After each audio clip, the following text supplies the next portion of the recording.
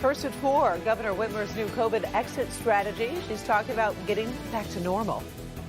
We will be able to sing at church, dance at weddings, cheer at games, hug each other, and laugh together. Her new timetable and why she says everyone should get vaccinated. A former Northville teacher faces his punishment in a sexual assault case. The disturbing details and the judge's decision. And Ben's got your afternoon forecast. Yeah, Karen, we're still a month away from summer, but you wouldn't know it walking outside today, and it gets even hotter as we head into the weekend. We'll look at those numbers right now, first at 4. Live from downtown Detroit, home of WDIV and Click on Detroit, Local 4 News First at 4 starts now. Good afternoon, everybody. I'm Karen Drew. First at 4, Governor Whitmer is changing direction on how Michigan will come out of the COVID pandemic. She's setting a new timetable on easing restrictions, but she still wants everyone who's eligible to get vaccinated. Here's why. When this virus continues to spread, it can mutate. And at some point, maybe there will be a mutation that our vaccines aren't as good against. And that's why getting more people vaccinated is good for everyone. So our efforts to do that are not stopping.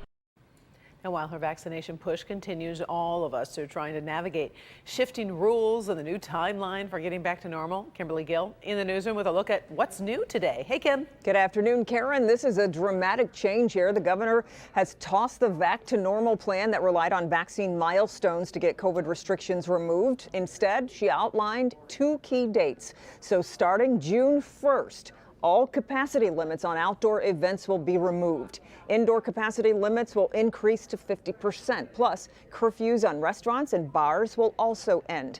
As announced last week, fully vaccinated people do not need a mask inside or outside, but those who are not fully vaccinated should continue to mask up indoors. Then, on July 1st, the state will no longer have any limits on capacity at indoor gatherings. All mask requirements and broad mitigation efforts will be lifted. The governor is hoping there are no more COVID surprises and there might be limited orders to protect vulnerable populations. During these months of transition, the governor is encouraging all of us to be respectful of each other. For the next few weeks and possibly months, some Michiganders will feel safer with a mask, even if they've been vaccinated, and that's okay. Other Michiganders who may have been vaccinated are ready to go mask-free, and that's okay too. Either way, there should be no shaming or guilt tripping. The governor also points out individual businesses can set their own mask policies to protect their employees and customers. This transition period may not be easy, but it seems we have at least an endpoint in sight. Again, that date, July 1st. Karen, much more to talk about here, and we'll do that at 5 and 6. Until then, we'll send it back to you. All right. Thank you, Kim. Governor Whitmer did not specifically address how these broad guidelines trickle down into Michigan's classrooms. Her remarks today left many local districts saying they need more clarity. Our Paula Tutman started hearing from local districts as the governor was speaking, and it is a confusing time. Where do things stand? And get the bee away from you first. I don't want you to get stung, Paula. Yeah, you're right. Sorry about that. It's warm out here. Yeah, Karen, you know what? I certainly think that releasing or relaxing some of those mask mandates creates a sense of whiplash, but it really is more than that for a lot of school districts. This is just one series of questions from one superintendent who asked me to send them to the governor's office for clarity as she tries to navigate these end-of-year milestones for her students safely.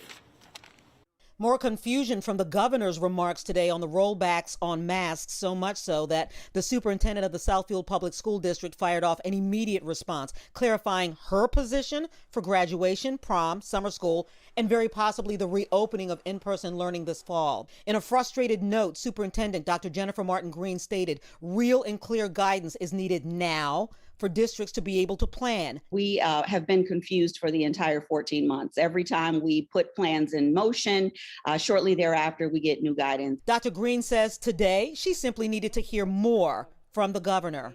Clear and consistent guidance as to what we are expected to do through the duration of this school year. We are educators. We are not doctors. We are not epidemiologists. We are not healthcare professionals. And while the governor mentioned that more than 7 million Michiganders are vaccinated, school districts are saying they need more children aged 12 and up to get vaccinated so that they can get back to the business of school safely for summer school and the fall. We would hate to have another outbreak preventing us from returning to our schools. Everybody's not vaccinated, and so we are always erring on the side of caution. In Detroit, teenagers are working this evening with rap sessions with Teens for Vaccines. Being around a lot of people who you don't know, and me being an athlete, just going into different gyms and stuff, not knowing who you're around, so just keeping myself safe and keeping others safe at the same time. School districts like Troy and Southfield are teaming up with healthcare systems to get children 12 and over and their eligible family members vaccinated. But some districts are deeply concerned because while they are following the science, it's the laws that need to be enforced. And without more guidance and more answers, for a second year in a row, they say they are being plunged into uncertainty of what school will look like and how to plan for it. All right, so let's go back to these questions. And I think really the chief one among them for a lot of districts is, how does one plan for the upcoming 21-22 academic year? Yes, Karen, I did send these questions to the governor's office. I just checked email. I've not heard back. But as soon as we do, then we'll just put the whole list on clickondetroit.com, because a lot of them are serious questions for districts trying to navigate the end of this school year as well as the beginning of summer school and fall. And as you mentioned, it takes time to make those plans and money as well. Thank you, Paula. It does, yeah, good point. Governor Whitmer says Michigan's COVID metrics are heading in the right direction. Today, the state is reporting nearly 1,400 cases, and that's a slight increase over yesterday. Governor says overall cases have been declining for 5 weeks. We did, though, see 74 deaths just in the past day. Tonight at 5, our coverage continues with restaurants reacting to the new timetable. At 6, Michigan employees can head back to work Monday. But when will the new workplace regulations arrive? Make sure to join us at 5 and 6 for those stories. We do have some breaking news from the Middle East. Israel's security cabinet has voted for a ceasefire with Palestinian militants. It is set to start at 2 a.m. Diplomatic moves toward a ceasefire have been gathering momentum after President Biden called for a de-escalation. Just hours ago, a senior Hamas official reported a ceasefire was under discussion, and now it is just a few hours away. The day started with Israel unleashing another wave of airstrikes into the Gaza Strip. Also, the Israeli army released footage showing what it says was a strike targeting a rocket launcher belonging to Hamas. At least 230 Palestinians have been killed in this round of violence, compared to a dozen deaths in Israel. Right now, the Associated Press reporting a ceasefire, as we just said, is set to begin at 2 a.m. Friday. Hard to believe. Many of us were cold just a few weeks ago. I remember sitting on the soccer sidelines wearing my winter coat, but now tonight we are wearing our shorts and t-shirt at those games, Ben. Yeah, and it probably wouldn't surprise you or anybody else to know this is our warmest day of the year so far. We're at 86, so we beat that 83 that we set earlier this month.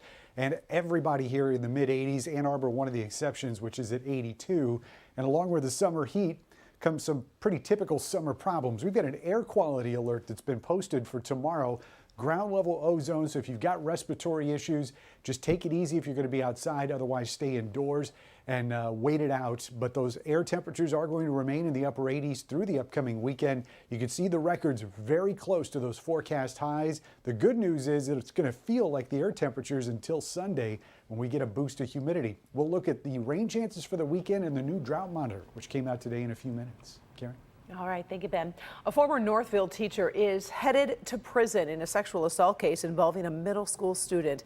Jason Dean appeared via Zoom for today's sentencing. He pleaded no contest last month to 5 counts of criminal sexual conduct. Prosecutors say Dean assaulted a girl he taught at Cedar Crest Elementary in Springfield Township in 2010. Dean was in his late 20s. The victim was in the 8th grade. The judge sentenced Dean to 9 to 30 years in prison.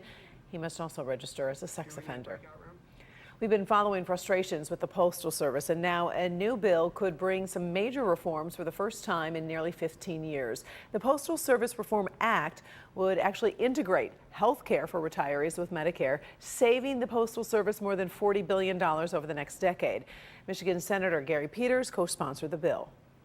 And this will help us make sure that the Postal Service can continue to deliver mail on a timely basis and do it efficiently, and make sure that they have the financial solvency to continue to provide these vital services for folks all across Michigan for years to come. The bill has bipartisan support. New at 5, from postal worker to Congresswoman, Help Me Hank talks to the ultimate insider about how to fix our postal problems. The battle over securing the U.S. Capitol is playing out in a bitterly divided Congress. Today, the House narrowly approved a $1.9 billion plan to fortify the Capitol after the January 6th insurrection. The vote was 213 to 212. It comes one day after the House approved the formation of an independent commission to investigate the Capitol riots. 35 Republicans bucked party leadership to pass the bill. Both measures face an uncertain future in the evenly divided U.S. Senate.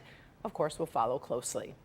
Still ahead, first at 4, he scored the biggest interview of the 1990s. Now, a British journalist is getting blasted for what he did before sitting down with the late Princess Diana. Also, kangaroos on camera. Seems like they're having fun, but things get scary for the cameraman. But first, it is a horrible case of what would you do? This driver seems to be doing the right thing after an accident involving a 6-year-old boy. We'll show you what happened next.